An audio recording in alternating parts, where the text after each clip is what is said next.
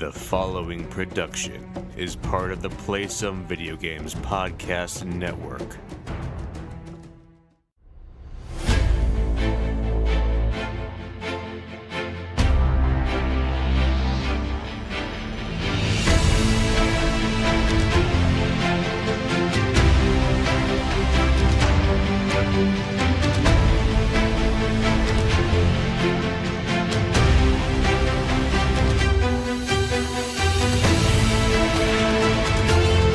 Greetings, investigators, and welcome to Board with Video Games, the gaming podcast that strives for the right balance of coverage for games you play on your table and on your television. You can think of us as the stocking cap and mittens of gaming podcasts. We're a proud member of the PSVG Podcast Network. I am one of your hosts, Kyle, and joining me on this co-op adventure, the guy who keeps your ears warm and your look fresh. Josh, how are you doing this evening? Confused, but I get it for the most part, I think. I guess I keep your ears warm with my hands? No, you're the stocking cap. Okay, but you think that if you're wearing a stocking cap, you look fresh? I mean, some stocking caps look fresh. I'm saying that you would be a stylish stocking cap is what I'm saying. I'm going to guess this is a local vernacular because stocking cap would just be a hat. Really? Is that what a hat? No, a stocking cap is like a warm winter hat. Yeah, we don't have those. Well, I was trying to differentiate between like a baseball cap and like all the different types of headwear. So I went with stocking cap as a result. Okay. I mean, we just go with like winter hat or snow hat or snow cap. Snow hat? Right when it's snowing. I think. I mean, maybe. I think when I think of stocking cap, I think of Ebenezer Scrooge getting, or Jacob Marley visiting Ebenezer Scrooge. With his nightcap. Yeah, I think of that as a stocking cap because it looks like a stocking hanging off your head. This is going to be nice. We're going to have these random moments in our podcast where I just drop out for 3.5 seconds. So it's going to be great. It's going to be a great episode. With my internet provider. I know. This is going to be a great episode. We can tell already. Okay, really quick before we jump into the show. So are you a mitten person or a glove person? Because of my job, I have to be a glove person. I love them. I love a mitten. It's not practical for me to wear. I understand that. I also enjoy mittens, but I don't even know if I own a pair. Yeah, I don't know that I do either. At least not anymore. I probably threw a pair out I got for Christmas 1 year or something like that. So do you have, again, I love learning these local vernacular things. So do you have is it common for people to wear like a leather mitten over gloves? No. Okay, that's not a thing? No. Okay. Because that's kind of a thing not necessarily in Iowa, but when I lived further north, that was a thing where you'd wear gloves and then you wear a leather mitten over it, and we called those choppers. A glove on a glove, unless it was maybe if it was like nylon gloves, like the really thin ones. I guess I could see that like for leather gloves. Gotcha. This was mostly because it was super, super cold out. Okay. Like when you're living in like Fargo, like it's cold out. So yeah, it does get colder where you are, so. That might be something we just haven't experienced. Absolutely. Well, hey, you know what? This is not a winter fashion podcast. This is a gaming podcast. So thank you so much for joining us this week. As always, if you have any feedback, questions, suggested topics, hit us up at Board with VG on Twitter or check out all the awesome stuff Josh posts over on the Instagram, also at Board with VG. You can find us on Facebook at facebook.com/boardwithvg. And if you want to communicate in the long form, feel free to send us an email, boardwithvg@gmail.com. And as the trend continues, use that hashtag boardwithvg on all the social media so we can follow all the cool things that you're doing, whether it is gaming related or not. And of course, whatever podcast service you are listening to us on, we encourage you to give us a stellar rating. That's whether you're downloading us from the PSVG feed or the standalone Board with Video Games feed. And finally, PSVG has launched a Patreon, and we're thrilled with the support you have given us thus far. You can find us over at patreon.com/PSVG. And as a couple announcements related to the Patreon, we want to give a big shout out to our show producers who have been gracious with their contributions this month. So big thanks to Coach Hulk, Edwin Kahlo, Devin Tyus, Kevin Austin, Chris M., Joel Voss, Professor Switch himself, and Bonesaw. If you can figure out who Bonesaw is, you are an awesome, excellent, super special listener. And finally, one last other Patreon update. As part of the Patreon, it was decided, or one of our funding goals is that if we reached a certain amount, we would do community gaming nights. And we have reached out to all of you and asked for feedback about what you were thinking about or what kind of gaming nights you would like. And we've received some feedback for that, but we'd love to get more. So if you have ideas about what you'd like to see us do for community gaming nights, probably more board gaming focused or RPG focused, just because most of the other PSVG podcasts are going to take care of a Nintendo night, an Xbox night, and a PlayStation night, please let us know. But we didn't want to leave you hanging this month. We wanted to make sure that we were doing something for you. So on Friday, December 21st, from 8 p.m. to 12 a.m. Central Time, there will be a Board with Video Games community gaming night on PS4, and we are going to be playing my favorite game. Well, maybe not favorite game of all time, but game I play all the time. We're going to play some Overwatch to celebrate their holiday event. So again, that's Friday, December 21st from 8 p.m. to 12 a.m. Central Time. We'll be playing some Overwatch over on PS4. I will be there at the start. Josh will be joining us maybe an hour or so into the event. But if you're interested in playing, let us know. We'll continue to give you updates both on here and on Twitter and in a whole bunch of ways. But just make sure you are friends with me on PlayStation Network at Cycocross, CYCOCROSS. And you are welcome to join and play some Overwatch with us. And it'll just be for fun. It won't be competitive. We will just be playing some quick play or maybe even some arcade modes to just have fun together. But hey, Josh, that was a ton of housekeeping. Let's get to the game, sir. What have you been playing on your tabletop? Man, oh man, what haven't I been playing? I mean, I still have half a list of packs that I could talk about. We still didn't talk about my interviews with Yellow or Renegade. Could talk about what we played this weekend at Friendsgiving. So I don't know. What do I start with? Let's start with 5 Minute Marvel. If you look at our Instagram, you'll see 5 Minute Marvel is a IP covered 5-minute dungeon, which is a game I have gifted but have not played. I've heard great things, and while I was at PAX, I ordered this on Amazon. I didn't even buy it at PAX. I ordered it on Amazon because it was like $12, like on their deals day, and I couldn't turn that down. It actually arrived the day we got back from PAX. So, it's super cool. I love the theme. I mean, the theme is Marvel. The artwork is incredible. It's very cartoony, obviously comic styled.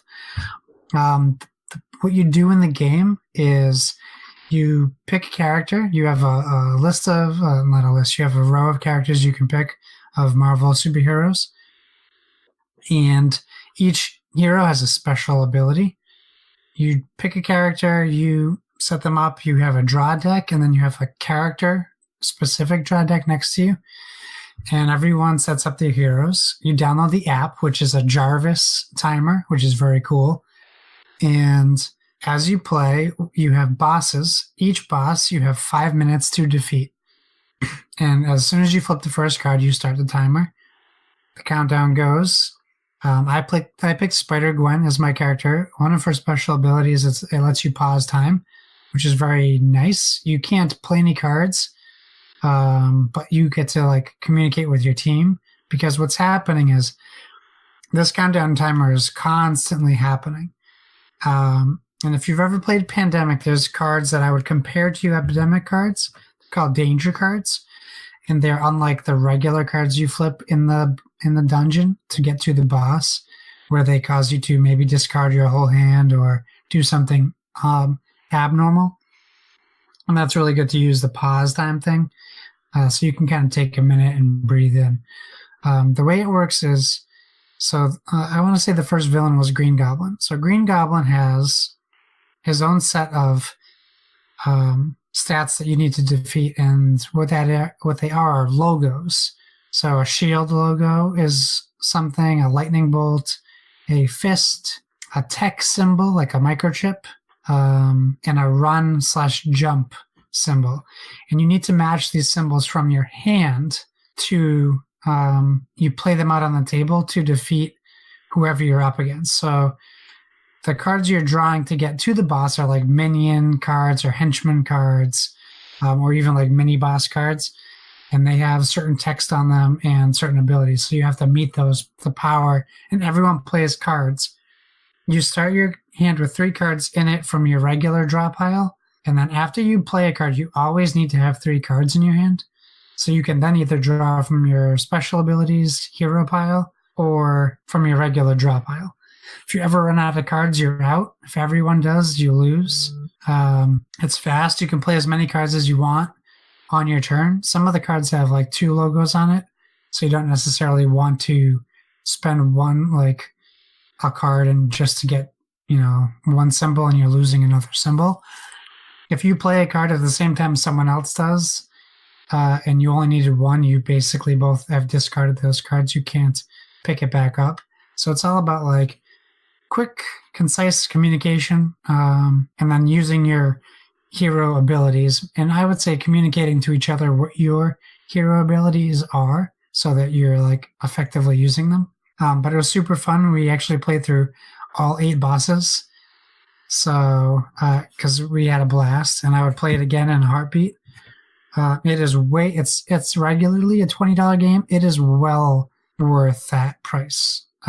Easy recommendation. Very fun. And then the second game we played was Tokyo Highway, which I just saw is now at my local Barnes & Noble. I got it at PAX. And also just did pop up on Dice Tower Review today.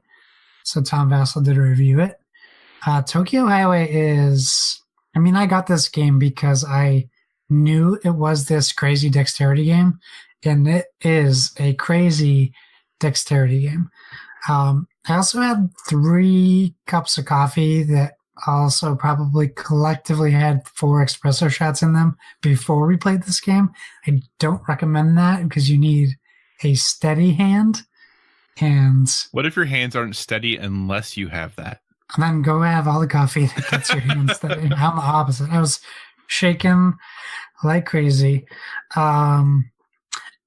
It is a highway building game where you use essentially, well, they are popsicle sticks. Look at the pictures on them. I have the cats breaking in. Look at the pictures on our post.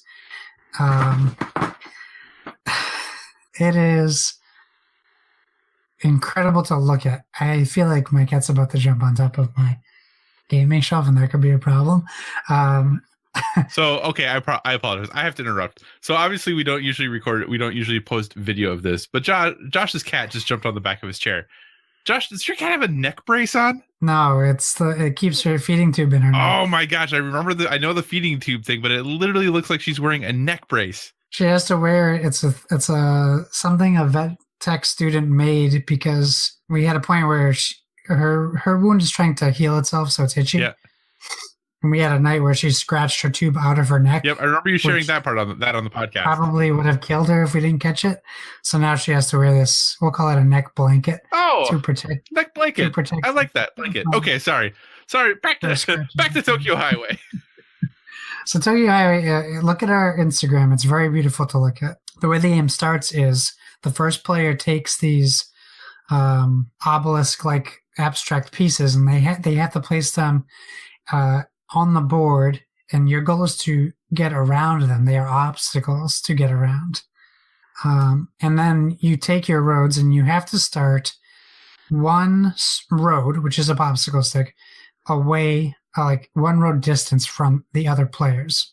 The goal of the game is to get your cars placed on your road, and the way to place them is by I'm getting distracted because my wife is now looking at my cat, is to place your road over someone's existing road, either above or below or both. And if you place above and below, you get 2 cars, and you have to place it on the last road that you placed. You can't just place it on any existing road. You can come take him. Her. The trick is you have these pillars. They're like round cylindrical things. You have to place either one higher or one lower than the previous placed column, unless you use a special ability which lets you place it as high as you want or as low as you want, which is a yellow column. When you do this, you now need to place your road without knocking anyone else's pieces off. If you do knock someone's piece off, you have to give them one of your resources to build. But then they also have to put their piece back up on their own, which might also cause them to knock someone else's piece over. So it becomes this like crazy balancing strategy. Like someone's like, one of the strategies is you could just go away from everybody else. Well, sure you could, but you don't get any points if you're not putting your roads over anyone else's cars, anyone else's roads. So you could do that, but it's irrelevant. So it forces you into this really tight, claustrophobic highway building, which is like supposed to like symbolize what Tokyo's highways are like. It is brilliant. I lost because I tried using my yellow column and doing too many higher to get. I would have gotten 4 points and put 4 cars down, but it was at such a slant that every time I put a car in there, it slid down and then knocked people's things over. So I kept doing it until I ran out of material to give away. So I just forfeited. And the first person to do it, to succeed in getting all their cars done is the winner. But the rules say that play does continue for second and third place. It's not like a lot of board games where when someone's finished, a round goes through. It's just like once you're in, you're the winner. That's it. You won. So that was Tokyo Highway. And I did play Mountains of Madness. I'll talk about that next week. I know Blake was like looking forward to hearing about it, but I just wanted to hit a couple games real quick that we didn't cover last week. I don't remember where we left off. Oh, I put it on my phone. So really quick, while you look that up, I think it's really interesting that, so Tokyo Highway is a game that I've been really interested in for a long time. Hadn't come out in the United States. You know, it's been out internationally for quite a while at this point. But I always find it interesting when a game like this, because I just looked to totally available at my local Barnes & Noble for pickup. Like I could walk in and buy it today. Yeah. Can't get it on Cool Stuff. Can't get it online. I always find that really fascinating when games like this that seem so geared towards the hobby market are like, yeah, go to Barnes & Noble and get it, but you can't get it at any of the typical hobby places currently. Yeah, I mean, it is funny because like 2 months ago, you could only get it at Cool Stuff and Miniature Market, and now it's switched. So like, right. Yeah, so it is interesting. I think that is funny. Where did I end off last week? I talked about Reef. I talked about Stuff of Legend. So did I talk about Cosmic Run? Do you remember? I think you ended on Stuff of Legend, but I could be wrong. Okay. I believe that's right. So Cosmic Run is a game by Dr. Finn Games, and it is a game of like interplanetary. It's a race in space. Pardon the rhyme. And I think we got the Kickstarter edition, so it's an extra player. So I believe that makes it 5. But as a game, it's a 4-player game, and you have different colored ships. You're racing to these planets in the solar system, but meanwhile, while you're racing, there's asteroids. And I froze when I said that. Am I back now? I'm so frustrated. Oh, what an You are back now. It's okay. Just remember, when I edit, I take out all of those long silences, so it's totally fine. So I'm just talking about nothing that they can hear. Yes, you are. So there's asteroids colliding with these planets. You get special victory points for getting on the track to these planets, and you get like ultimate victory points by making it to the planet. But if a planet gets hit 3 times by asteroids, it explodes. You can no longer go to that planet, which like you have to choose from 5 different planets. So you have to choose like what is the best planet for you to try to get to. And this is all done by rolling dice. And some planets, like the first planet is 1s. So if you roll a 1, you can put it on that planet. And then the amount of 1s you get for the first planet, that's how many you move up the track. The second planet is doubles. The third planet is triples, and so on. There's also special cards, like alien race cards, you can recruit by paying like one card might be, you just put a 3 on there. You put a 3 on it, and then you get that card at the end of your turn, and it will give you abilities as well. And there's also a yellow die, which is only used for this yellow track. It's the longest track in the game. It goes to the bottom of the board, and that die will let you add 2 dice to it to move that much up the track. But you have to use the yellow die in conjunction with 2 numbers to move up that track. Very fun game. We really liked it a lot, so we ended up picking that one up. I won't talk about, we played Trainmaker and Greedy Kingdoms, but those are both games that you got from PAX. So yes, I did. Once you play them, I think I would like to talk to you about those. So maybe we can talk about those on another episode. Greedy Kingdoms is a 2-player kingdom building battle game. And Trainmaker, we played with like 6 people. It's from like 1 to 6 players. It's a really cool dice rolling game. Pretty easy to play. It's good for parties. I would recommend it. And I want to talk about Werewords. I don't know if I talked about this. No. But we reluctantly, my wife reluctantly joined Bezier Games for Werewords. We were just kind of standing outside of another booth, and a woman looked at us and said, "Do you guys want to play? No, come over here, play." That's not kind of how PAX works. They just like, come over here and play. That's how we got roped into Happy Salmon last year. And so we walked over, and they have an app out on the phone. And if anyone's ever, so they asked, the first question they asked, have you ever played Werewolf? We both said no, which is surprising for me, but I'm familiar with the concept. I played Avalon, Resistance, Masquerade, things like this. So it's a hidden social deduction game. So Werewords is werewolf with a word. Now, they have this app where Eric Summerer from Dice Tower does this goofy voice. He tries to like disguise his own voice. And it's a step up from regular Werewolf or games like Resistance or Avalon, because someone is designated a narrator and they have to remember a lot of things to say. But the app does this all for you. So what happens is, depending on the number of players, someone or some people are designated werewolves. And in Werewords, there's also someone designated a seer. And if there's multiple werewolves, someone is designated an observer, which I happen to be designated.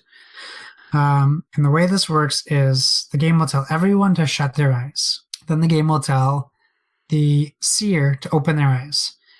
And on the tablet will be a word. So then I'll tell them to close their eyes. It will tell the werewolf or werewolves to open their eyes, and they also get to see the word. And then they close their eyes, and then it tells the observer to open their eyes. They don't show you the word, but they tell you, seer, give a thumbs up. So now the observer can see who the seer is, but they don't know who the werewolves are, and they don't know what the word is. And the goal of the game is the seer is trying to get everyone on the right path to guessing the word, and the werewolves are trying to get people to guess their word incorrectly or steer them off the path. And then the game is run in a 20 questions style game where the town mayor, which is the person who knows what the word is, it has a yes token, a no token, or a maybe token, and they can't speak. They can only use these tokens. The game we played, the mayor also happened to be the werewolf. So the mayor, like, you have to answer honestly, but if you're unsure or like wishy-washy on an answer, you're very well possibly going to say maybe or no to something you might not know for sure. Like, if you ask me if this thing is green, and sometimes it's green, and sometimes it isn't, I can just be like, maybe, or no. Like the one I was thinking of wasn't green. And you have a certain amount of time to get to the word. So my goal, I'm just trying to focus on the seer, who's trying to steer us in the right direction, but not make it so obvious, because at the end of the game, the werewolves can try to eat the person who they think is the seer if they think it was obvious. And people can also try to point out the werewolf if the werewolves win. And if you successfully point out a werewolf, the villagers win because you hunt down and kill the werewolf. So I'm watching the seer, and this guy, he is not giving clues very well. Everyone assumed I was the werewolf, and I'm like, I was the observer. And he's like, if you were the observer, you knew I was the seer. Why wouldn't you have guessed? I was like, because I didn't know you were the seer because you were giving terrible clues. Like, I didn't know what you were trying to get us to guess. So it was a fun game.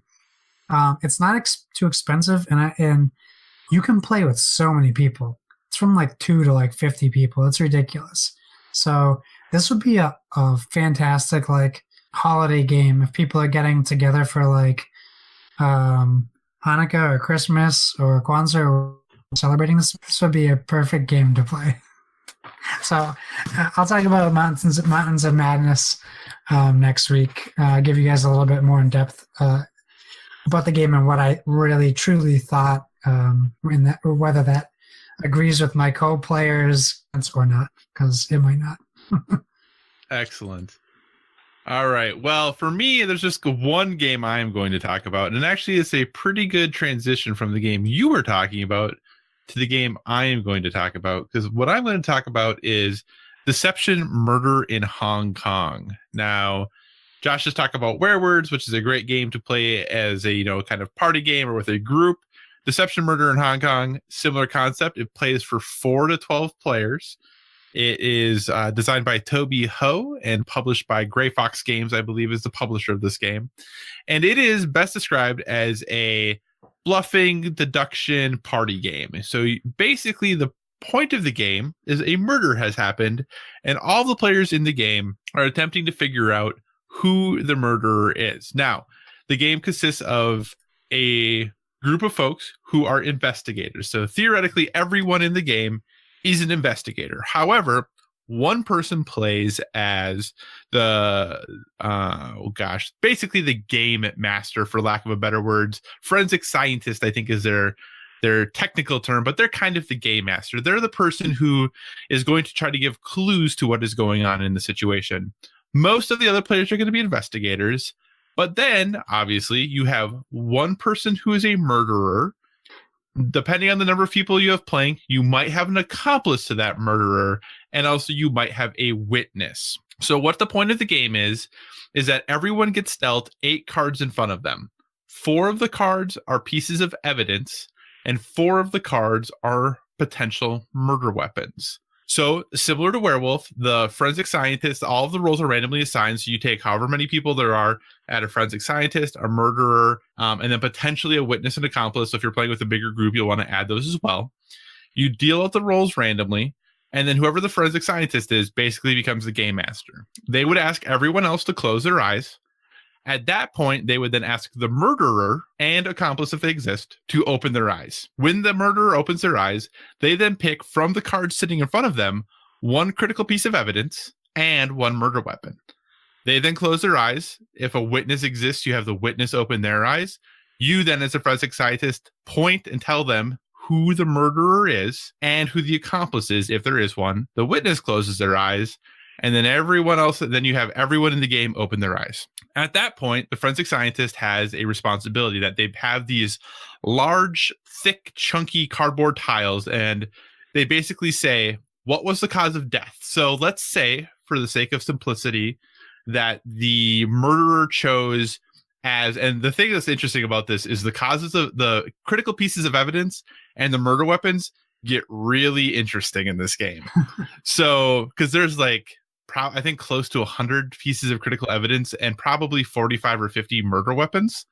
So like a locked room is like a murder weapon. Starvation is a murder weapon. But let's say, for the sake of clarity here, let's say that the piece of evidence they pick is a mosquito coil, like, those things that you light to like keep mosquitoes away. Yeah. And that the murder weapon that they selected from in front of them was a belt. Okay. So these things. As the forensic scientist, then you would say, okay, so what was the cause of death? Well, one of the things is suffocation. So you basically have this card and it says, okay, you can pick the cause of death was suffocation, severe injury, loss of blood, illness, poisoning, or an accident. You then have this little marker that you'd put on suffocation. You then randomly pick one of 4 cards that would have like the location of the crime. And then you have to try to figure out, okay, what would be the best location, knowing that the murder weapon is the belt and that the mosquito coil is the critical piece of evidence. Of the locations listed, what would be the best? So let's say one of the cards has playground, classroom, dormitory, cafeteria, elevator, and toilet. Playground, maybe you lit a mosquito coil at the playground to try to keep the bugs away. Okay, so you put the piece of evidence there. Then from that, you lay out 4 other random cards. And these random cards could talk about the murderer's personality, traces left at the scene, the state of the scene, any evidence left behind, but they're totally random. And you then have to try to continue to paint a picture of like, okay, knowing what I know, what is going to lead the investigators to being able to identify who the murderer is and the key piece of evidence and the murder weapon. So let's just say, that one of the cards that you have was weather. And the options are sunny, stormy, dry, humid, cold, and hot. Well, if I have mosquitoes, maybe it was really humid. So I mark the humid one as the piece of evidence. And you're just trying to do this for all the different things that come up of trying to help lead the investigators to who the murderer is. Because as a forensic scientist, who it is. But you can't talk. You can't tell anyone what is going on. At that point, you let everybody kind of look at all of the evidence, look at the information you have given them as a forensic investigator, and then you go around the table, and each person gets 30 seconds to basically start formulating and talking about what they are thinking happened. So based off the information they know and looking at all of the cards in front of all of the people, they start forming a story. So maybe they're like, oh, I see that, it was a humid day and that the person was suffocated. I see that Josh has a mosquito coil and a belt in front of him. So maybe he's the murderer because he strangled someone with the belt, and the mosquito coil is because they're at a picnic in the park and things got out of hand. So basically you just go around the table and every person starts to kind of create this story about what they thought was happening or kind of what their thought process is. If you're the murderer, obviously, you want to get people to think something different, that it's not you if they start honing in on you. As the witness, if you know who the murderer is, you want to try to help people focus in on the murderer, but you can't let the murderer know you're the witness because the murderer knows there's a witness, but they can't let anybody know that, like, oh, I know who the witness is. So you go around. This goes over 3 rounds. As the forensic scientist, you switch out one of the evidence cards each time to try to give them more information. And then once per game, every person can make 1 accusation. So someone could say, okay, I'm turning in my badge, which is kind of extreme that you have to turn in your badge because if you get it wrong, apparently you're not a cop anymore. But you turn in your badge and you say, okay, I think that Josh is the murderer and he used the rope and the significant piece of evidence was the umbrella. And then as a forensic investigator or forensic scientist, you either say yes or no. Are they completely right? And if they're not completely right, they're wrong. That's it. So you just say yes or no. And if they say no, they still get to participate in the game. They still get to do their 30-second little yarn about like what they think happened, but they don't get to accuse or anyone anymore. So again, the way the murderer wins is if at the end of all 3 rounds, nobody has successfully accused them. If that has happened, the murderer wins. The way that the investigators win is by successfully identifying the murderer based off of getting both the evidence right and the murder weapon right. So somebody has to say it was Josh with the belt and the mosquito, and the key piece of evidence was the mosquito coil. And if that happens, the investigators win. Other than if that happens and there is a witness in the game, if the murderer can correctly identify the witness, they kill the witness and the murderer still wins. That's awesome. So it's a really, really quick game. Like once the first time you play it, it's kind of a little bit like trying to figure out, okay, who goes what? Like I literally just start talking for 30 seconds about what I think happened because I really don't know that much. Like I have like these 6 pieces of random words in front of me and then all these pieces of evidence and murder weapons sitting across the table, around the table. So the first time you play with people, it can be a little weird. It's really important or really helpful if you have someone who's played before that they're the forensic scientist the first time to kind of help people get in the idea of what's happening. But once you start going, like we played this weekend, we had some friends over for a little gathering. We had 9 people playing this game. And by after the first time we played it, we were able to get through the game in 25 minutes. So it's a really fun game. It is a really interesting game. Having people who are fun and creative and are picking things that don't normally go together for their weapon and their piece of evidence is important to really make the game not be super predictable. Like the first time we had somebody in the game, they right away like picked soap and starvation. Like they picked starvation as their means of murder, and then soap is the critical evidence. Well, one of the things that like one of the locations is like bathroom. So I was like in the bathroom, and that the person had like been there for a long time, because it was like, oh, how long was the body been there? And I was like, days. Like, so it was really easy to kind of put that stuff together. But when you get people thinking creatively, depending on what the tiles come up, it's a really fun game. It's really engaging. It's really, I think if you play with enough people to have witnesses and accomplices, it's more fun than just having just investigators and a murderer. But it's kind of grim. Like I said, some of the murder weapons are really dark. Like it is definitely a grim game. But if you are just looking for a fun game, a fun party game to spend with friends, to, really create some really kind of sometimes bleak but potentially interesting stories about how things go, Deception Murder in Hong Kong is really a good time. Like I said, it plays 4 to 12 players. It's pretty inexpensive. It's super easy to teach, and it goes really fast. So if you even have a really big group, it's really easy to cycle people in and out if you want to. So I definitely wholeheartedly recommend Deception Murder in Hong Kong. So, hey, that's been a lot of board games we've been talking about. Yeah. Josh, what have you been playing on your television, sir? Well, this thing that we have, it's called Xbox Game Pass. Never heard of it. Yeah, it seems to be the talk of the town because everyone says Microsoft doesn't have games, but they do have Game Pass, which has games. So ironically, they do have games. They dropped 2 games that I've been very excited to try, and actually they just dropped the day after the Mortal Kombat 11 announcement. They dropped Mortal Kombat 10, which I had traded in. I did own a while ago, so I have a bunch of the DLC still. So I re-downloaded that to give it another whirl because I'm really a big fan of that game. But Mutant Year Zero was a game I have been looking forward to for a long time. Saw some videos on the gameplay for the PC. It is a XCOM style, like tactical movement. What's the word that I'm trying to say? I can't think of the type of game it is. It's like XCOM. It's a turn-based strategy game. Yes, turn-based strategy. Thank you.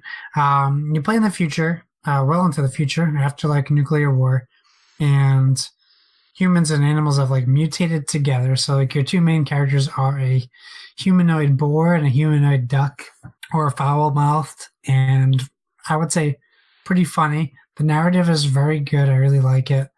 And it's just phenomenal. It looks great. The combat is very good, and it's challenging. Like there's been definitely a few times where I've died a couple times on the same area, or I made noise where I shouldn't have, or I've walked into a different area that I'm not supposed to be in yet, and the game will tell you like, probably shouldn't be here. Like they tell each other, we should probably go do that thing we're supposed to be doing right now. So like, okay, I get it. But it's very fun. If you have Game Pass, I say, check it out at least. I don't feel like it suffers from the missing mouse and keyboard aspect. Like it definitely works fine with the controller, which is good. And then Strange Brigade is another game they added that I wanted to buy at $60, but it seemed like a game that came out around a time where we're playing plenty of games. We already still are playing plenty of games, but since it was available to try, I downloaded it. I played the first full, I'll call it map/mission, the first event. It's definitely meant to be played multiple players, but I like that they give you the option to play solo, and they kind of just scale down probably how many bad guys are coming at you. But the first map in this game is a like Egyptian themed level with a mummy and mummies. And essentially it's like take Call of Duty Zombies, make it third person. Even like Left 4 Dead style, I guess, would probably be a better example in third person. And yeah, you're just kind of like exploring this map. There's some puzzle aspects to it. It has like the Uncharted look to it. It's very pretty. The map itself is very nice to look at. Great backgrounds. Well, maybe the characters themselves aren't as fully fleshed out as the environments. But there's great narration, which I'm a fan of. The voice work is good for the main characters and the narrator. You can choose from multiple characters who specialize in different weapons, and they even have special abilities. But one of the cool things in the map is there's also environments where you can shoot like an object and a spinning blade death trap will come up, or you shoot a wall and swinging blades will come out. So it doesn't just feel like a zombie shooter, because you're actively doing things you're solving puzzles, you're finding hidden things. So it adds this extra to it, which I really like, which I really enjoyed. So I'm really looking forward to getting some time with Kyle and maybe even Donnie, because I think he was interested in trying it and playing that multiplayer, because I had a really good time even playing solo. And I'll definitely play solo some more as well, just to play the game. And last but not least, the game everyone in the world has been playing, Smash Brothers. Yeah, I mean, it's Smash Brothers. I don't need to tell you much about it. It's Smash Brothers. You do the things you do in every Smash Brothers, just with more Smash Brothers, but not when you start playing Smash Brothers. You have less Smash Brothers than the last Smash Brothers you played. I don't want to make Donnie mad at me, so I don't want to go too far into detail on Smash Brothers, even though they already did, I think, a shack on it. The common complaint you'll hear online and in our Discord, I think, not from everybody, is that it takes a long time to unlock characters. You only start with 8 characters. There are, I think, 77 characters in the game. I get that complaint. I do. Because if you don't do the cheat way to do it, it's going to take a long time to unlock those characters. And you can look up the cheat way to do it online. It's pretty easy. There's also the World of Light mode, which is like their grand map thing, which has the spirits, which I enjoy. That's fun to do, but you're not actively unlocking characters like you would be if you're playing just Smash modes. So like my constant struggle playing it in the World of Light mode is, do I keep playing this and just kind of unlock a couple characters in one play session, or do I sit down and try to unlock 5 characters at a time? And I'm not good enough that I'm unlocking them every time. If you lose the fight when a new fighter approaches, you don't unlock them. You have to wait until the mysterious door reopens where you can rebattle them. And if you lose again, you have to wait again. So it can be a little frustrating. I'm not as down on it as the rest of the world is. I'm still having fun. It's Smash Brothers, like I said. You do some smashing of some brothers and some other brothers from other mothers, but really, that's what you're doing. It's more of the same. How many characters do you have unlocked? Oof. I was going to bring my Switch in here with me, but I didn't. I would say less than 10. So you've unlocked less than 10 so you don't have 10 total. No, I've unlocked less than 10, sorry. And how long have you played for? Oh, not as long as I wanted to. I probably played a solid few hours, maybe 4 hours. But I've done a lot of the World of Light, not a lot as compared to other people. But I've done a significant amount of World of Light because I enjoy it. And I played some online against Jason, who cleaned the floor with me, and Kevin, who cleaned the floor with me. I unlocked Ryu today. I was excited about that. Yeah, I mean, it's fine.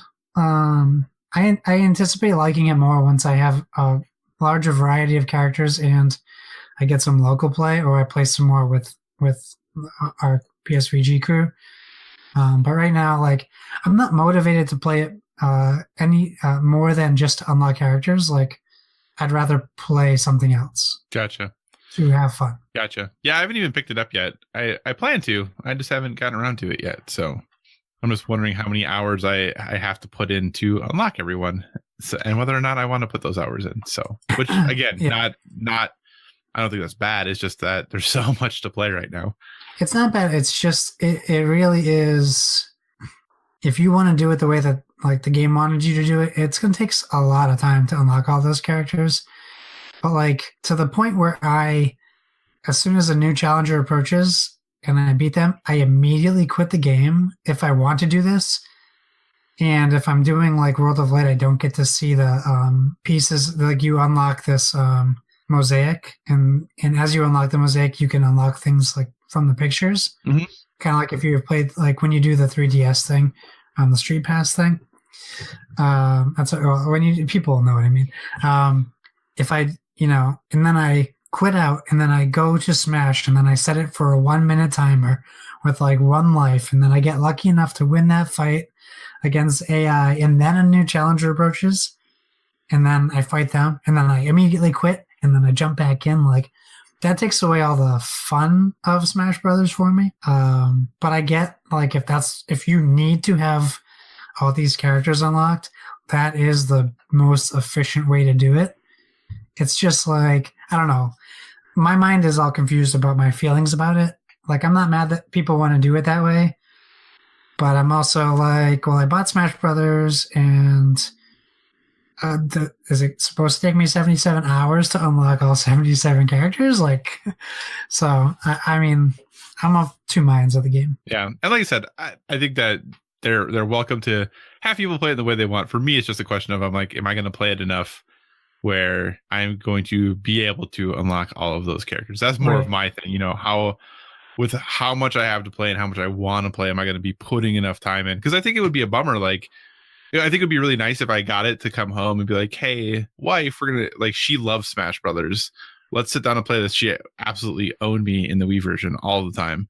But let's sit down and play this. And we can't just like pick whoever we want just to play for fun against each other. And that to me is like my drawback as to why I haven't jumped in right now, is that I have to put in X number of hours to hopefully get the characters that she wants. And then and in my very limited experience that I want. And like I said, not bad. I obviously haven't played it, so I'm not criticizing. That's just my hesitation in purchasing the game and why I haven't done it yet. So, we're like walking on eggshells. Let's just move on to a different topic. What do you say? I'm done with my game. So, what have you been playing? So I have been playing. I'll talk about Strange Brigade again real briefly, because obviously, like you, I was interested in this game when it released back in August, I think is when it originally released, from the folks at Rebellion, who are famous for their Sniper Elite games. And this was something that I enjoyed, the Sniper Elite games. I think they're fun. I have a good time playing them. So I was kind of interested in this too. It looked quirky. It looked like something that'd be nice to sit down and play with some friends. Just never got around to it, when it released. Spider-Man was right around the corner. I was trying to finish up some other things, so I just never got to it. So when it came to Game Pass in December, I was like, oh, this is really exciting. And I have gotten to the same place you have. I've gotten to, I beat the mummy at the end of, spoilers, the mummy at the end of the first map, I guess. And, it's a fun little game. It definitely, I think that the pulpy, like, narrator that is going on, and kind of like the general aesthetic of the game, I think is interesting. I think the controls are a little, I don't want to say finicky. Finicky is a good word. I agree. Maybe finicky is the right word. Yeah. The controls are a little finicky, especially when it comes to like, you have like a melee ability, and like you'll walk up to a barrel and you're like, oh, I want to break this thing because I can get money for breaking it. And like, I'll be standing right in front of it. And then like, I will like kick to the side of it. And I'm like, how? But it's right there. Like, it's right there. So mostly stuff like that I've had issues with. Like, I haven't had a huge issue, or it hasn't really affected my ability to defeat enemies or anything like that. Like, it seems very overall pretty smooth when I'm shooting. I think getting headshots and lining shots up, I think, is a little tough, but that's also just because the sensitivity, I feel like, is very high. Even when you turn it down, it feels very high. But I'm having a good time with it. Like you said, I would love to sit down and play with you or play with other folks and see what that co-op experience is like. Because yes, the narrator is fun to listen to, and these environments look pretty cool, and running around and shooting zombies is always fun. But I would like to do a little more with it, do a little something additional with it. So I definitely will keep playing it, but I think I will definitely play it more than likely when it's like, hey, Josh, let's sit down. Do you have time? Let's play this game right now and play through a level or two and kind of do that thing. So enjoying it, especially if you have Game Pass, I think it's an easy recommend to check out. I think you'll find out very early on whether it's a game you want to play or not. Yes. Yeah, I think you'll be able to tell right away. So, but yeah, having the 4 characters is cool. The fact that they have different abilities is cool. But I do like the fact that I'm pretty certain like you can equip the weapons from like other people onto your character and things like that. So I think at least is what it seems like when I was playing around with it. So you it's not like if you pick character A, you can't have character C's weapon or something like that. Okay. So that's one thing I've been playing. And then another, super quirky game that I've been playing because I am that person sometimes. I have been playing Persona 3 Dancing in Moonlight on PS4. I'm a big fan was a big fan of Persona 4 Dancing All Night when it came out on Vita. And I actually platinumed that game. So then when they announced the Persona 3 and Persona 5 versions of those games, I was like, I am in.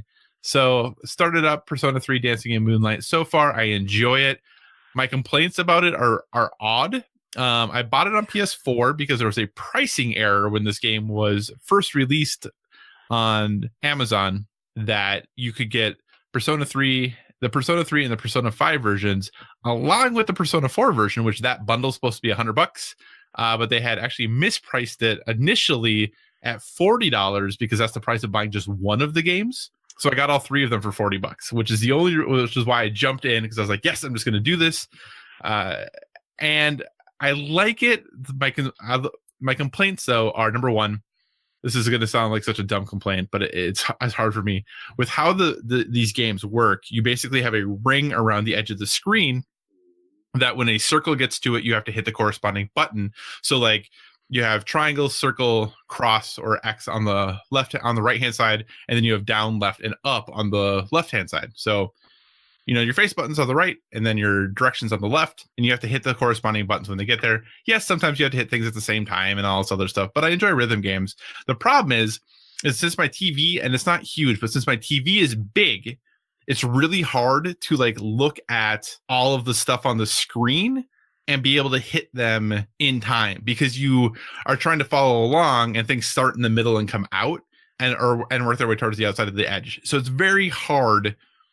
Because I played the Persona 4 one on Vita, which was all right in front of your face. It was very easy to keep track of everything. So I'm actually really struggling with the size of everything of being able to play this game well. The other thing that I'm not super wild about is that the Persona 4 version of it, the first one they released, had an actual like story mode that you were going through and experiencing this story, and then you dance some, and then you go through and experience this story, and then you dance some.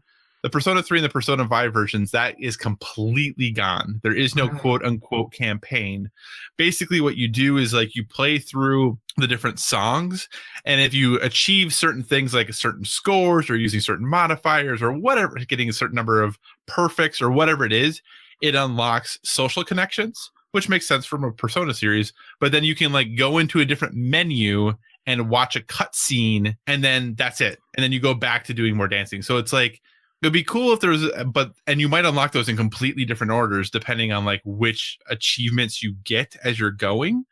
So it's not really there's a story there, but it's not like this campaign you're progressing through regularly and that you beat this one. Now there's a story beat, and then you beat this one and there's a story beat. It's like, oh, I did this song and I did really, really well and I got a ton of perfects. So I unlocked this random weird third interaction with this one character because of that. So that I'm not a huge fan of. I wish there was an actual campaign built in. Yeah. But still, the gameplay I'm really enjoying because I enjoy rhythm games, and I'm enjoying the gameplay of these still because I liked it on the Persona 4 version. Really liking it on these. I just wish I was a little better at it. I'm definitely not doing as well as I did on the Persona 4 one, and I'm blaming the size of my television, which I know is a really dumb thing, but that is what I am blaming. So those are the games that we have been playing. On to our topic of the show. As we reach the middle of December, it is time, I think, to look back a little bit on the year of 2018. And we still have a few games to finish playing, so we can't really do our favorites of the year yet. But we thought it could be good to say, hey, what about the year in gaming in general? What are some of the highs, some of the lows? And how will we remember the year? So with that, Josh, 2017, last year, pretty good year for gaming. For you, how does 2018 stack up? I don't think I'm as down on 2018 as a lot of people are for gaming. I don't know what the norm is now for gaming, so I'm not comparing it to last year necessarily or a standard. I think 2018 was a great year for gaming, especially board gaming. And even like the Dice Tower, they're pretty like meh on 2018 for board games. I'm a simple man who just likes to enjoy the content I consume. So for me, I was introduced to the Far Cry series this year. I had never played a Far Cry game. It ended up being one of my favorite games. That's awesome for me. Like, what a way to start the year off. We got Spider-Man. We got God of War. I got Forza Horizon 4. I should be very clear. Not everyone is a fan of it. We get so many good gaming moments that they outweigh any negative. Nothing negative stands out over my positives. I think maybe is a better way to say that. There's definitely been negatives this year, and especially in the video game culture and the landscape of what is seemingly forming. Hopefully, it doesn't carry over into 2019. I mean, board games. Everything that we have done on this podcast has made my board gaming year 10 times better than what it would have been, and it would have been a good year. But we get to do so many cool things.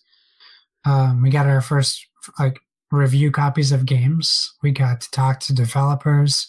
We got to talk to independent creators. You know, we got to see Fireball Island come back from the dead. We got all these awesome board games that came out. Got all these great moments. So for me, I think it stacks up equal, if not better than 2017 for me. What do you think? Yeah, I think 2018 was a pretty great year. I think the thing I always struggle with this conversation is for board games, for whatever reason, I have a harder time putting board games into a year, and I rarely play board games the year they come out compared to video games. Like, right. Board games for me is like, oh, you hear about them somewhere, and then I'm like, sweet, next time I'm in the store and I see it, I will get it. So most of the board games I played this year did not come out this year, but that doesn't mean I didn't have a great time playing board games this year, whereas video games, almost all of the video games I played this year came out this year. And I think that's something that's just at least for me with how I play board games, I always find interesting is like, it's hard for me to be like, oh, this was a great year of board gaming. It was for me for the games I played. A lot of them came out 2 years ago or a year ago or something like that, you know? And I agree. I think when it comes to the board games that I played this year and the amount of board games I played this year, you know, having this podcast obviously has been helpful in making sure that happens, but I've also really enjoyed the time. I think the push towards a more legacy style game, which is something that I enjoy playing and my wife enjoys playing, has really been helpful as far as that goes. And I hope that continues. You know, we obviously have some newer ones that have been announced and some that have been announced this year for the future, in some genre, in some properties that I'm excited about. So I look forward to that happening and for that trend to continue. But yeah, 2018, I think, has been a really good year overall. And I think that's the biggest takeaway I have, especially like on the video game side, that, you know, there's kind of the saying in like in the business world or in the work world or whatever, that like good is the greatest enemy of great, that if things are good enough, it's really hard to push them to be great because it's like, well, it's good enough. I feel like in gaming, it's almost completely flipped now, that like great is the enemy of good. Like there are so many great games now, whether it be board games or video games, that if you are just good, it's almost not good enough. Like right. You're probably not going to get noticed because there's so much great stuff out there all the time. And that's from indie games to big AAA games to, you know, multiple $100 board games, small little, you know, decks of cards that you can buy for $15. Like there are great games in almost every area now that it's really hard to be a good game anymore and to have people notice you. So I'm really excited. I thought 2018 for me, like, was it better than 2017? In some ways, I think it definitely was. In some ways, I think maybe not. But overall, I think the quality of games that I played this year overall, probably better this year than it was last year. So was there anything from a like news perspective or from like a trend perspective that you'll kind of remember 2018 for, or you think, as gamers, 2018 will be the year of X?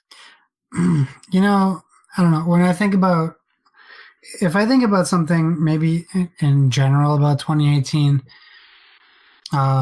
something that maybe I wasn't super excited about and happy about is like this continuing trend in specifically video gaming, but it probably carries over to board gaming, of this, like, what worries me is there's like this toxic cloud like hovering over the gaming industry, and people have just become more mean and cynical towards each other. And like we keep talking, like we always talk about how in PSVG we get passionate about things, right? That is healthy. You can be passionate. I don't think anyone, like, I'm not saying PSVG is like this, but I think we looked at this year where people get mad because someone likes a game that they don't like. And like Red Dead Redemption 2, I think, is a good example of that. And even with the Video Game Awards and Red Dead Redemption 2, people legitimately being mad that this technical achievement of this miraculous game is winning awards, that they're mad about it because it's not for them. Like, I'm not a big fan of this trend of, we talked about this in 2017 too, so it's a continuing trend. Like where I said, like, if I walk into a store and I look at like GameStop's wall of Xbox games and I see a game that I don't want to buy and I get mad at GameStop because it's there, like, who am I? Like, who am I to tell you, like, I didn't like the new Tomb Raider. Why should anyone else like this game? Like, who is anyone to stand in the way of someone who enjoys that category? So like it worries me where we can't just be like, Josh likes Smash Brothers, but he doesn't love it right now. That's cool. I hope he likes it as much as I do in the future, but if he doesn't, that's fine, man. Like, he didn't spend my money on that game. He spent his own money on that game. It just means we won't play together. Like, I don't know. I feel like as toxic as it is, we also have a responsibility to get a little less defensive as well. Like, God knows I've had my issues with people like coming down on Horizon Zero Dawn and even Forza Horizon 4. Like, while we're also passionate about our games, we should also take a step back and realize that just because I love a game doesn't mean that everyone should love it. I mean, like, your inner monologue, your inner feelings are like, I wish Donnie would get not a specific game, but like, I wish whoever would give this game a chance because I really think it's incredible and something special. That's like your instinct to defend something like that hard, but you kind of have to just give up at some point. If someone wants to play a game, they're going to play it. You shouldn't also be toxic towards that person because they're not playing the game that you love so much. I just feel like this is a trend that I would love to see this go away in 2019, or at least become something people see and identify quicker and fix the problem. Right. I can agree there. I think one of the hard things about that is, since, you talked about how gamers we get very passionate about things, and I think it seems that when we really like something, we tie part of our identity to that, right? Like, I am predominantly a PlayStation gamer, so if somebody talks crap about PlayStation, part of me says they're talking crap about a company that I really should have no allegiance to because it's a company whose job is to make money. Like, who am I to defend that? But I have talked about how much I enjoy PlayStation. Part of my identity is tied to me saying I'm passionate about it and then I enjoy things that like the games that PlayStation puts out. So if you say, well, that's crap, that's me now. Now you're basically saying that the things I like and things about me are crap. That's often the tie that we make when we like something so much. And I think that's what makes it hard, right? Is that if somebody comes out and says they don't like something that you love, it's almost like saying that you made a poor decision, that you are loving something that's not, that you are enjoying something that is not worthy of being enjoyed. Right. And that's hard for people. I think that a lot of people don't process that well. I don't process that well every time. I have a challenge with that too. I definitely 100% agree with what you're saying, because there's definitely been situations where those are the exact feelings that I feel when that happens. Right. So, and I think hopefully that as time goes, we can start to be able to differentiate that a little bit and recognize that somebody's talking about a thing, not about us, and that's, I think, the hard part sometimes. And, I think you're right that there definitely has been that continuation in 2018, that, there is a strong sense of entitlement about things, and a strong sense of like everything is great or everything is horrible. Nothing can just be fine or good or okay.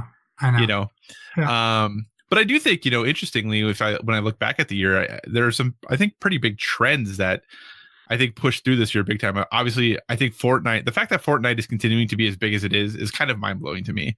Yes. We talked back in August about like, has Fortnite leveled off? Has it like kind of hit its peak? Nope. Doesn't seem so. Doesn't seem like that's, it's slowing down anytime at all.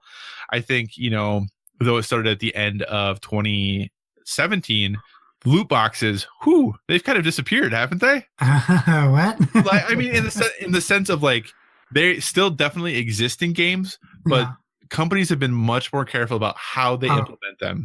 In that sense, that the lessons seem to have been learned to a degree. Now you can still argue, and obviously now there are investigations going in as to whether it's gambling and all of those things, but the worst case scenarios of loot boxes seems to have gone away. Obviously, you can still argue whether or not loot boxes are good in general, but those the seemingly abusive uses of them seem to have gone away for the most part, by the end of this year, which I thought was actually a pretty quick turnaround.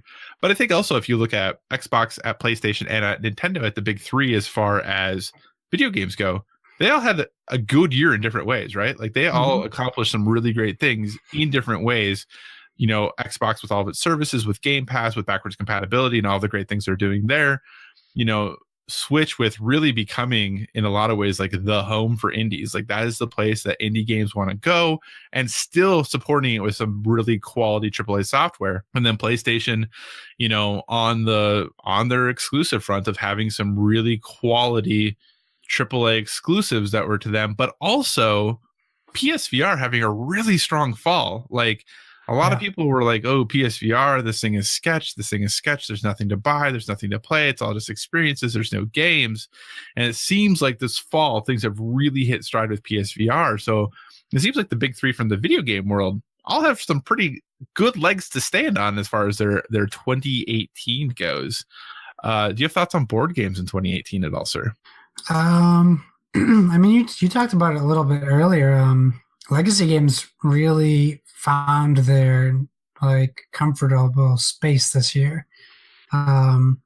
People are like stealth dropping legacy games. People are announcing like Betrayal Legacy was announced last year.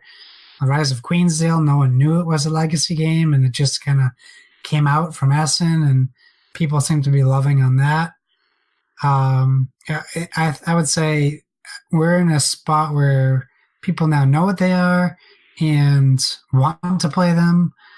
But I mean, for our audience, for us, I know that like certain games like that, the legacy styles are hard to get to because of the game group like needs to be constant and steady and reliable. What else from board games? Like Asmodee, like gobbled up so many companies. But not only that, but they really put a lot of effort into their digital games, and they're trying to cross that boundary, like with the launch of Carcassonne on the Switch, Ticket to Ride on PS Link, PlayLink. Yep, PlayLink. Like, there's been a lot of stuff, and that's good in the industry. We have the big announcement of Isaac Childress working on a new game with Rob Davio. Like, that's really big for the board game world for next year. Yeah, I mean, board games have had a great year. I mean, I've had a great year with board games. I mean, how about you? Like, I'm assuming that we've seen a very, like, I don't want to say like this year we've seen such a variety in board games. Like every year there's a huge variety in board games. This was obviously the biggest year for Kickstarter in board games. And I don't want to say that you will be able to say that every year because we've talked about it throughout this year. There will be a peak and a plateau for Kickstarter. And we might be at it, to be honest with you. I don't know that next year can outdo this year, even like on the miniature front. Unless like next year we just start to see crazy quality component games start coming out. Games Workshop starts doing all of their pre-orders through Kickstarter. Yeah, like something crazy like that. But I want to ask you a question on video games real quick that I meant to bring up about this year. Specifically about Battlefield 5. Yeah. Do you feel like I have a question to Who do you want to send it to? Oh, wow. Why did that happen? Oh my gosh. The government is listening. So I wanted to ask you this, and maybe our listeners can chime in too. And this probably ties into the Battle Royale year we had this year. So right now, if you log into Battlefield 4, Battlefield 1, you can buy Battlefield 5 for half off, 50% off. Whew, that was fast. If you go to Target, you can get it for $30 right now, which is essentially 50% off. Yep. I still haven't bid on the game. Those are physical copies. Well, the EA Access one is not. That's digital. Do you think, like, their launch aside, like whether it was a botched launch or not, or their decision to postpone Battle Royale, Firestorm, whatever they're calling it, do you think as a person right now, like me or you or any of our listeners, is it a risky investment to buy Battlefield 5 now, even at 50% off? Are we going to get more content next year? Or do you think EA is just going to cut their losses? Like, what is their incentive to put out a Battle Royale mode now? What is their incentive to put out DLC? Well, I mean, I guess it depends. You could say their incentive is they said they would. Right. You know, like, right. And I think that we've seen some gameplay, and maybe what they're going to do is that, you know, because right now, like, obviously, Activision just made the switch with Call of Duty that at least on PC you can buy just the multiplayer and Battle Royale and Blackout for $30. But isn't that what Call of Duty Black Ops 4 is? Well, there's zombies though. Oh, okay, so minus the zombies. But I'm just saying there are some people who like zombies as their thing. Right. Sorry, that was my different gripe, but I had. Right. So, but you know, so maybe their thought process is, hey, we get some players in now, and there's people who still just love Battlefield 5 multiplayer. So if you're into that, you know, you have that option, knowing that, you know, in the future you get to fight in a ring of fire, which seems cool. You know, that sounds awesome. I'm always hesitant on Battlefield games just because from a stylistic standpoint, I don't like the feel of them as much. That's just my personal opinion on them. But if you like Battlefield, buy Battlefield. If you don't, don't. You know, and I think that if you have played Battlefield in the past, I don't know that there's any indication right now that the support is going to be any different than it was in the past, other than supposedly they said there's not going to be a battle pass, like everything's going to be free. You know, so that does in some ways say that, okay, who knows how long that's going to last. Like they've talked about how, you know, their battle royale that's coming out in March. Who knows how long past that is going to go, since you're not paying anything for it. But you know, this game came out not even a month ago, and it's already half price. You know? You have to monetize their losses somehow. Right. So I don't necessarily think it you know, who am I to be like, is it worth $30 to you? Right. But is it worth $30? You know, and it seems like the single player campaign is decent, at least, or solid, like with the little vignettes that they did similar to Battlefield 1. Right. So yeah, I mean, I think at that price, why not give it a roll if it's something that you're interested in. That is a price where I would consider purchasing it. I never was going to buy it at 60, but I considered it at 30 for sure. Cool. Okay, sorry. Back to board games. What did you think of any big board game news or anything? No, I think for me the biggest thing is just really, you know, board games seem to, maybe things are slowing down a touch as far as the growth goes, but I think the growth is still there. Convention attendance still seems to be going up. every year. It sounds like every convention is just bigger than it was the year before. And Kickstarters continue to be a huge success. Maybe not on the video game side, but on the board game side, like Kickstarters are crushing it. Like Kickstarters are almost the place to buy board games these days. Like that is the place. Like if you want to be in on the ground floor, to be part of the conversation, to be, have the water cooler conversation, you need to back these Kickstarters, and they're coming so fast and so furious and so expensive for a lot of them that, it's board games are definitely moving. But I always think about the fact that like contextually is different, right? Yeah. Fireball Island, 16,000 copies on, 16,000 Kickstarter copies in the United States. And that was huge. Again, we've talked about a board game selling, video game selling 16,000 copies. Whew, that'd be rough. So it's all contextual, but I feel like the board game hobby is healthy, is strong. And I think it's also getting to the point where we're truly are getting to, the conversations people were having 10 years ago in video games about inclusion and representation and making folks feel welcome to play games that is still going on in video games. I'm not saying that's been solved by any means, but where those conversations were starting, I feel like are starting to happen now in the board game space more and more. So it's kind of interesting to see those things kind of progress, like, oh, I see that they were where video games were. And maybe I should have said 10 years ago, 6 years ago, 5 years ago. You see like kind of the parallel conversations that have happened and kind of seeing those happen in the board game world now about, ensuring everyone's welcome to play at the table and that folks feel that being a board gamer is okay and that they're welcome to do it. And I think that's a trend we'll continue to see, moving forward, which I'm excited to, because I do want, I think that leads to a healthy and vibrant community is just, and really is going to increase the amount of cool and new and unique games that you're going to get, is just ensuring that everyone feels like they can be part of that community, because that's how you get new creators, that's how you get new ideas, and that's how you get all those things on the table. And I think that's just hopefully going to continue, both in video games, but especially in board games, is something we're seeing talked about more and more, which I think is great. Yeah, there's I heard today 20% increase for PAX Unplugged attendance. Awesome. Very cool. That's really good for the hobby. So very, very briefly, we did ask on Twitter what people thought of, what some of their memories were, or how they'll look back on 2018. For news stories, Splig at Dopalicious said the biggest news story had to be the emergence of crossplay. As a kid, it was unheard of to think Sega and Nintendo would play together, and now we see it can happen. Crossplay. Josh, that was a thing, eh? Crossplay is like, it's in beta, I heard. Sony said beta. It's in beta right now. Beta on Fortnite. I'm teasing. Yeah, I mean, crossplay was a big news story this year, for sure. Mm-hmm. It's definitely a controversial topic, apparently. Yeah, I mean, I think Microsoft and Nintendo is the bigger shocker than Sega and Nintendo. Because we've gotten Sonic and Smash Brothers, and but like the fact that like we saw commercials on television of Microsoft and Switch together, basically like rubbing a dirty tissue in Sony's face, was pretty big. Like you don't typically see like two companies like team up against somebody, and I don't. Sony is whatever it is, whatever. I was just very surprised to see like Microsoft and Nintendo kind of take that shot at Sony.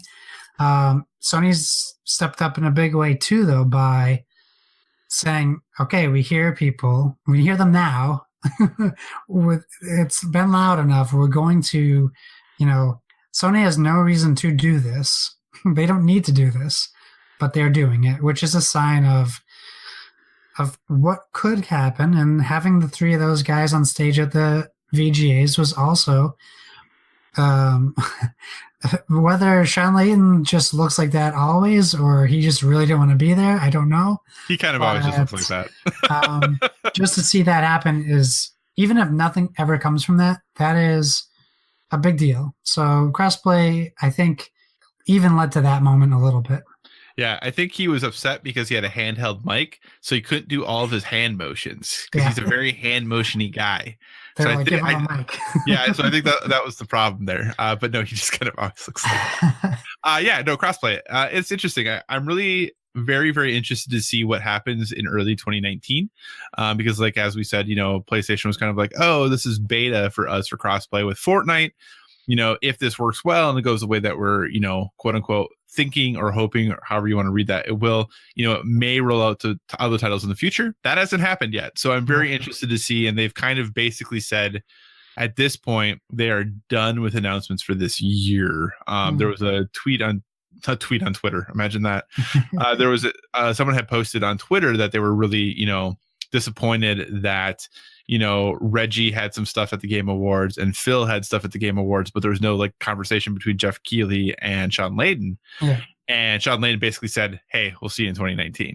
Right. So clearly something is coming there, and I just wonder what those things are going to be and kind of how that's going to work. And I hope they do more with it. Like I said, it's never been a huge thing for me. I not that I don't care, but it just hasn't been a significant issue for me. But I know it's a big thing for other people, so I hope that works out.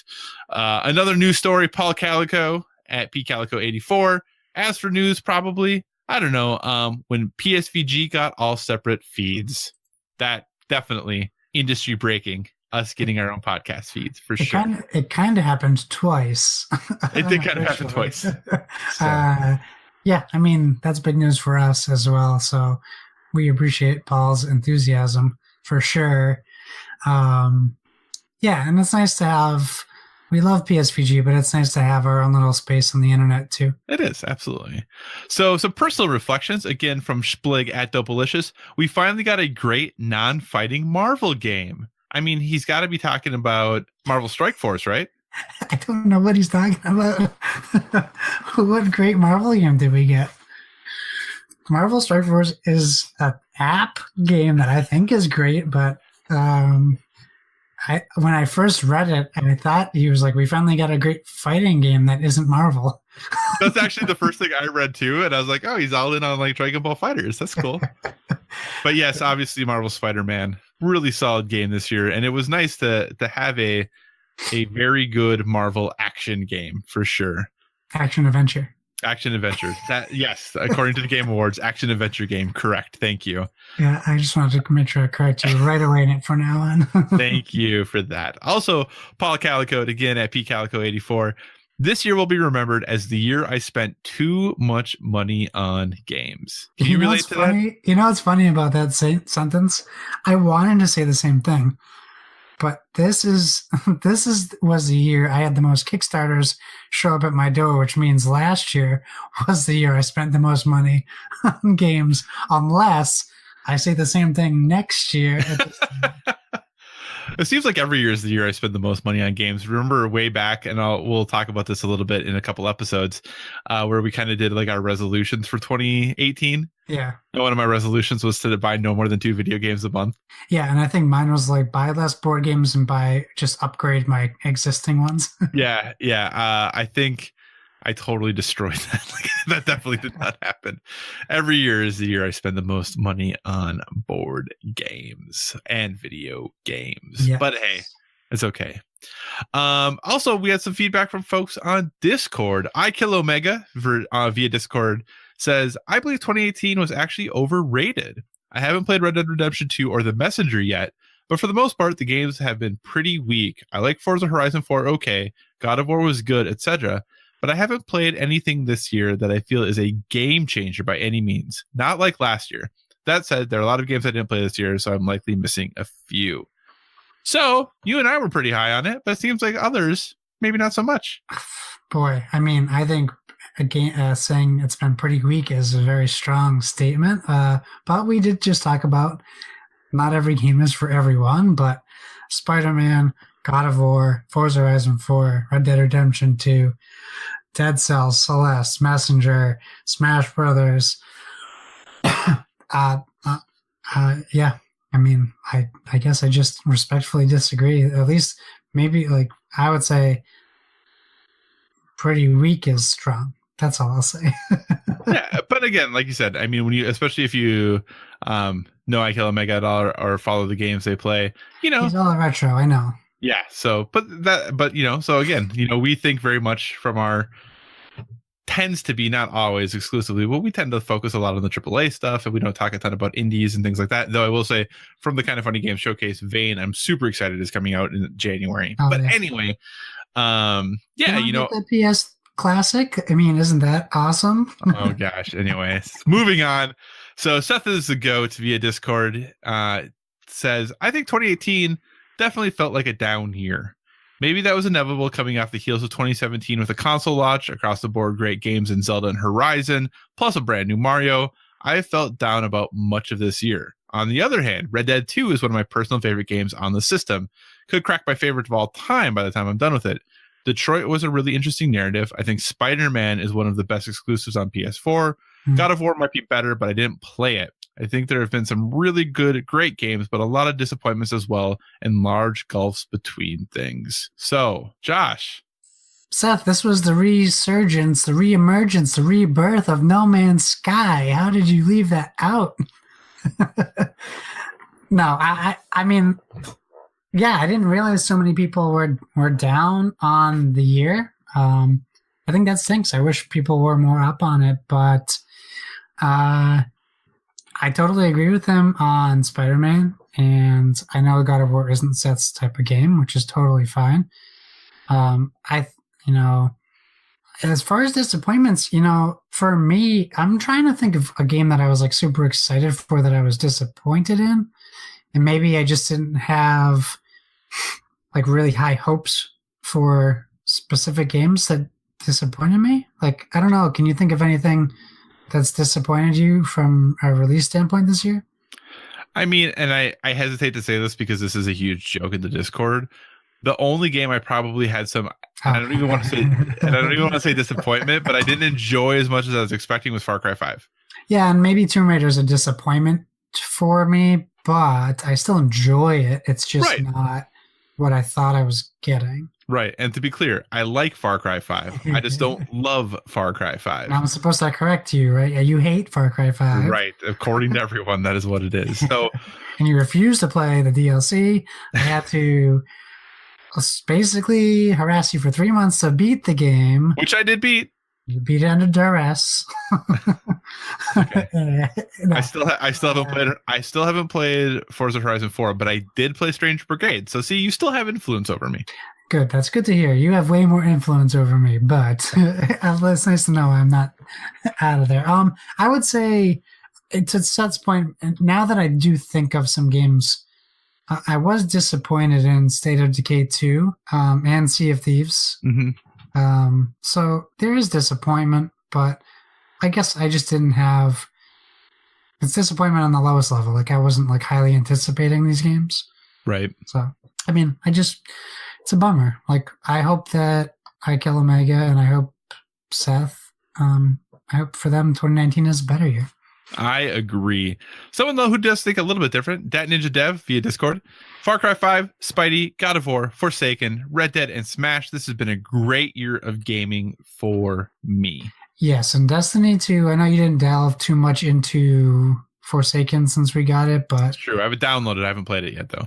I'm really happy with the content from Forsaken so far. I'm not super thrilled that I have to buy another season pass if I want to get all the content. I know that I feel for Dev because he has to defend Destiny 2 on a daily basis, and he's super passionate about it, which probably makes it that much harder for him. Right. So I can appreciate all the work he puts into defending Destiny.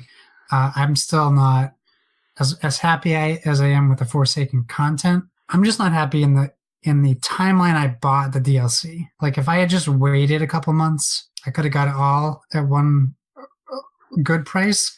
Instead, I paid for the 2 expansions at full price, and then they went for free almost. Then I paid for Forsaken at like the full price. Now it's like the price I paid for the first DLCs and include all of the DLCs, and then they still want me to spend what I don't know. I'm a little high strung on that. Yeah, it does seem that, especially this fall, games have gone on sale and are continuing to go on sale much faster than they used to. Way faster, yeah. Yeah, awesome. All right, so just some final things to kind of wrap up kind of our reflection back on 2018 as far as gaming goes. would you say, and I know we talked a little bit about spending money on games, would you say you played more games this year or less games this year than the previous year? I don't know, but I can say beat more games this year than I did last year. How many games did you beat this year? Oh, I don't have numbers, but I know that it's more than last year. Gotcha. I think I might have actually played less games this year than I did last year, and not because of desire. I think just life got busier this year than it was last year, and doing this like every week now, and the time with this, and like I think I have definitely played less games overall, but I think my time has been well spent. Was there a game that we loved more than we anticipated, or is there anything, I know we talked a little bit about being bummed out by things, but was there anything that we were anticipating that we enjoyed even more than we thought we would? For me, Spider-Man like blew my expectations out of the water. I still think about that game sometimes when I'm playing other games. Like, it's just phenomenal. And I was listening to the PSVG Prime, and they were talking about the VGAs, and just listening to them talk about it, I was like, who are the people who voted on these games that really didn't think that Spider-Man deserved one of those awards? Yeah. It really boggles my mind. And for disappointed in Hover, that's my biggest disappointment of the year. Wow. Okay. I think for me, the thing, and I really try not to be a hipster too often. I am sometimes a huge hipster, but I'm going to be a total hipster about this because I was really looking forward to Astrobot Rescue Mission. Since that game was first revealed, I was talking about how it was one of my most anticipated games of the fall. I was in the Discord talking about it. I was stoked about it. The game came out for like the next week in the Discord. I'm like, nobody's talking about this potential game of the year contender. Like, this thing is awesome. I'm loving my time with it. I came on here and talked about it. I came on the PSVG podcast and talked about it. Talking about Astrobot, like the week it came out, constantly. I was there. Then, I know, right?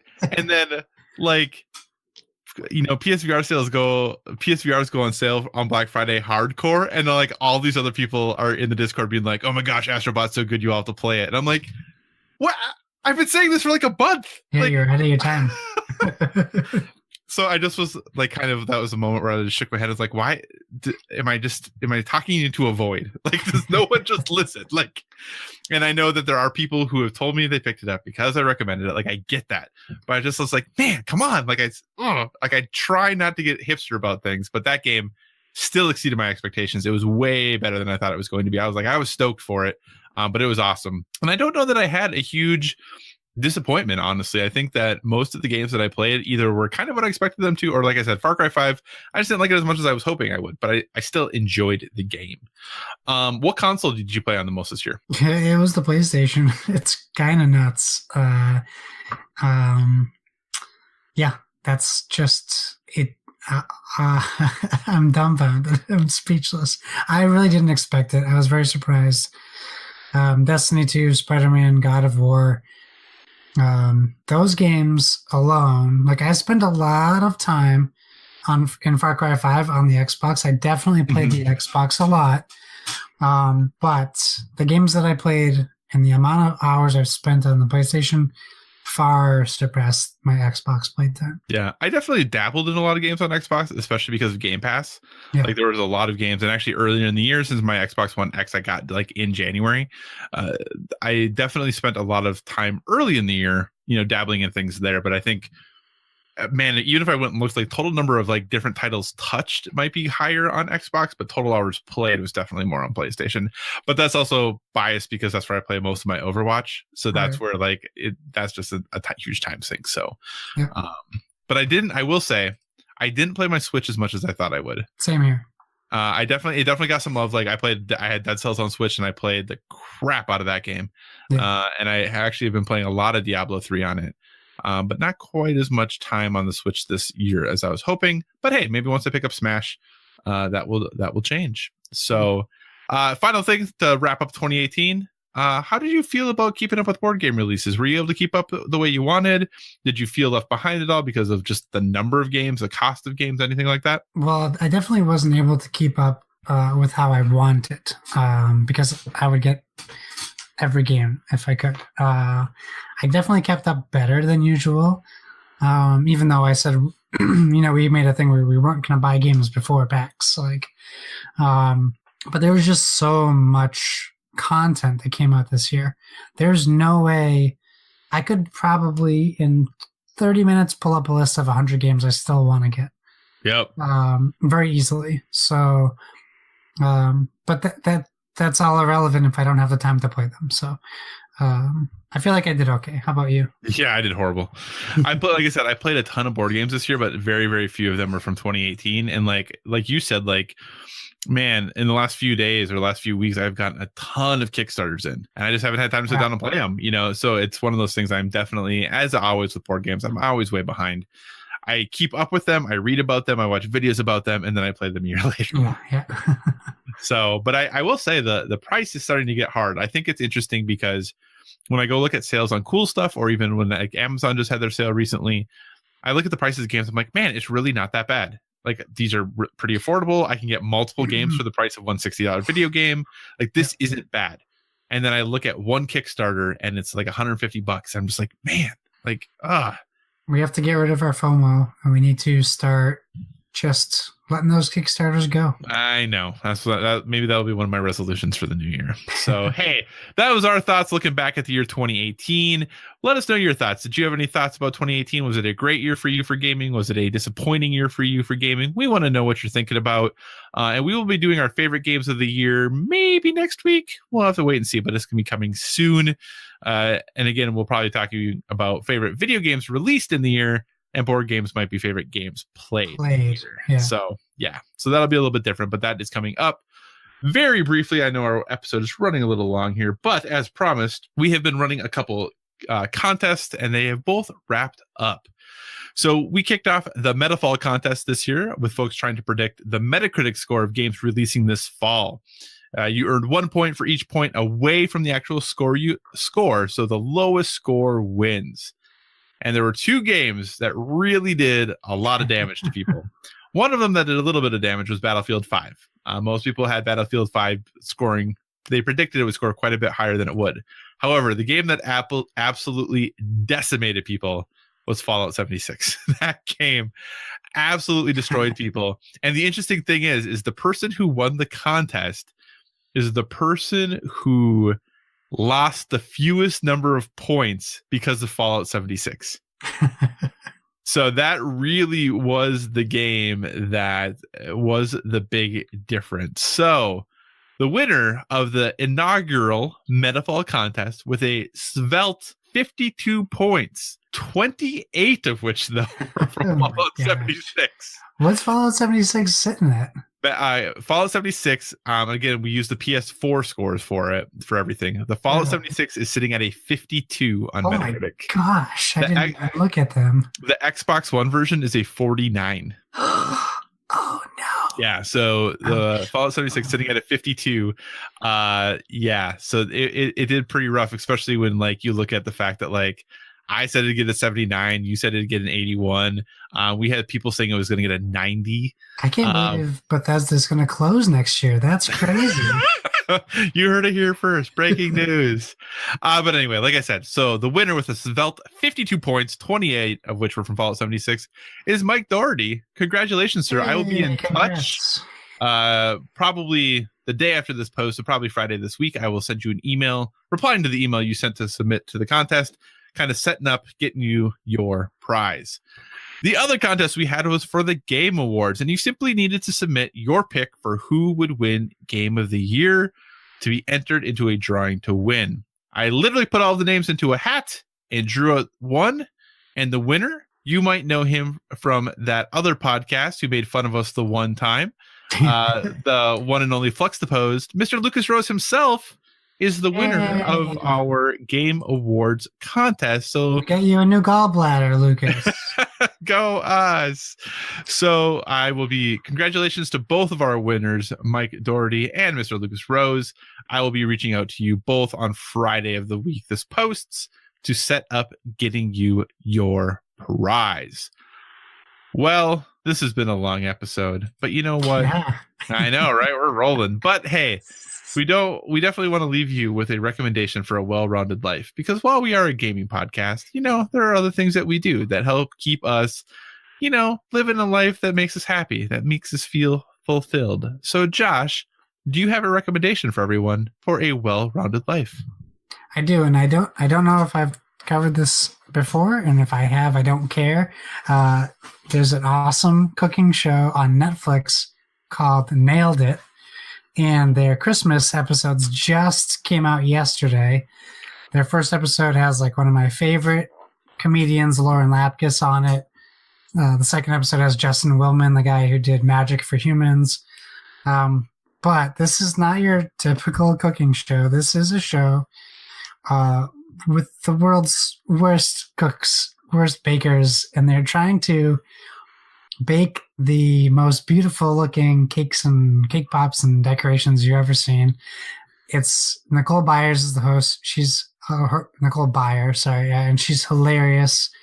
It's just a really funny show where the host essentially kind of makes fun of the contestants, and they have a great French chef on who's very good, and he knows what he's talking about. He's also very funny. Just the rapport with everyone is so good, and it's filmed in a very nice way. It's not overly making fun of people. Like, these people coming in, they know they're not good bakers, so everyone's in on the joke, which makes it even more better. So even more better. Okay, Josh, pick your words better. That's my recommendation for, it's holiday season. It's been a long year, so get on the couch and kick your slippers off, have some eggnog, and watch Nailed It on Netflix and enjoy yourself. Awesome. So my recommendation for a well-rounded life is, go to your local library, get a library card. Most people, especially if you haven't been to a library in a while, you might think that your library only has books. And it does have books, probably lots of books. And you should read books too, because that's good. But maybe you're into magazines. Those still exist. They're still a thing. You can often get magazines there. In addition, some of them even have movies. Yes, you can get movies for free from the library. And others have ebooks that you can download and read on your e-reader. Some even have books on tape. I shouldn't say books on tape anymore. That makes me sound really old. Audiobooks. Some of them have audiobooks. And actually, they might have books on tape too. But some have audiobooks that you can download via app and listen to, so you don't have to pay the very high prices of like Audible and things like that for your audiobooks. And some even have video games. It's true. So if you are not a member of your local library, I highly encourage you to check it out, because it doesn't cost you anything, and it really can give you options and expose you to a lot of things that you didn't even know that they had. So definitely recommend, if you have a local library and you haven't been there in a while, or if you've never been there, check it out. You might be surprised at what you can get from your local library these days. Josh, we've been going. What do you say we wrap this show up? I think, what if we wait like a little longer and then we wrap it up? Okay, what do you want to cover? I just want to sit and reflect on the year in silence for like 22 more minutes. I mean, we could do that when I edit it. All the 22 minutes of silence will be gone, so we can totally do that. I'll have to make sure I make a noise for 22 minutes then. Okay, no, I think it's a good idea. I'm exhausted. Thanks for joining us, everyone. Remember, you can find us on social media at BoredWithVG. Use our hashtag BoredWithVG. We're on Facebook.com/BoredWithVG. We have that email at BoredWithVG@gmail.com. Send all your industry insiders our way. I know you guys know people at Fantasy Flight Games and Asmodee. Send them our way. Someone has to know somebody that works there, right? The odds are in our favor. I'm just going to plug, since we're doing our game night, my PSN is Why So Serious. That's SIRRIUS. So make sure you add me if you want to play games with us. And just tweet at us, whatever. Just let us know you're interested and that you want to play. And if we have other suggestions, like if a bunch of people don't have Overwatch, just tweet at us some suggestions. And if it just turns out it's Kyle and I sitting there in Overwatch lobby waiting for people, we'll see if we can accommodate a different game if it doesn't work out. Absolutely. So, hey, you can find me in all the places: Twitter, Instagram, PlayStation Network, Xbox Live, Board Game Geek. all at Cyclocross, CYCOCROSS. Again, as Josh said, remember, December 21st, 8 p.m. to 12 a.m. Central Time, we'll be doing our Board with Video Games Community Gaming Night. Currently, like he said, the plan is Overwatch on PS4. If that is something where you're like, oh, I can't just do that, no way, and you have other suggestions, let us know. But we think that might be a fun, good time to celebrate their winter event that they're having and just hang out, play some games, and have a good time. If you have suggestions for future topics, be sure to reach out to us on social media. And remember, everyone, whether it be board games or video games, never stop gaming.